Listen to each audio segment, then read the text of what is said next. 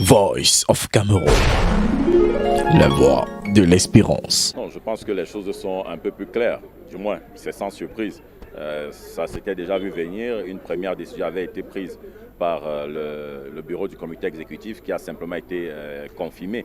Donc ça veut simplement dire que l'Africafoot est résolu à appliquer ses décisions et quitte à ce que la Ligue, ou du moins la défunte Ligue, fasse ce qu'elle aura fait encore qu'au sorti du point de presse que le président de l'Africafoot a accordé tout à l'heure. Il a clairement déclaré que la plainte auprès de la CCA par rapport aux dirigeants de la défunte Ligue était sans objet. Donc c'est-à-dire que l'Africafoot est prêt à endosser toutes les responsabilités qui découleront de cette possible procédure-là, ou alors de se lancer dans une guerre fratricide si jamais il y en aura.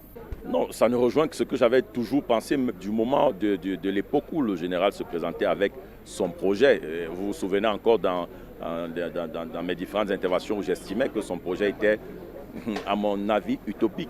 Parce que quand je regardais l'environnement, je me posais bien la question de savoir comment est-ce qu'il devait faire pour justement implémenter ces projets. Mais il faut aussi dire qu'à côté de ça, la Ligue, c'est un tout. C'est certes la Ligue, mais ce sont les clubs.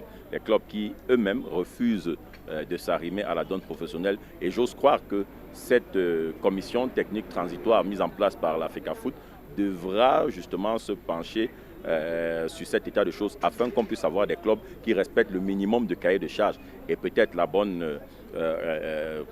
du moins pour moi, la meilleure chose qui soit sortie de ce comité exécutif, c'est justement cette annonce du président qui faisait état de ce que les joueurs seront directement payés par l'Africafoot à travers le comité technique de transition. Tous les présidents ou tous les exécutifs qui sont passés ont toujours négligé les plaintes qui étaient portées contre l'instance fêtière. Vous vous souvenez encore de ces fameuses affaires avec Abdourahmane, à l'époque, que ce soit de Tombi, de Joseph Fouona, ou bien même de celui qui est le récent maître Api qui est parti. Donc tous ont toujours négligé les plaintes adressées à l'encontre de leur institution.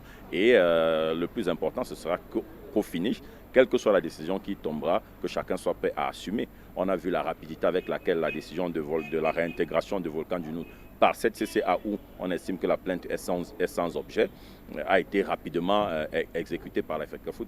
Espérons qu'une décision qui sortirait de là encore, sur le cas justement défunte LFPC Africafoot, que l'Africafoot soit prêt à assumer, encore qu'il a dit qu'ils verront du moment où une décision venait à tomber. Donc c'est clair que l'Africafoot est prêt à se lancer dans une guerre si jamais il y aura. La LFPC qui est resté campé sur ses positions, mais on a quand même vu le général tout à l'heure débarquer lors des travaux pour un bref moment et puis il est reparti.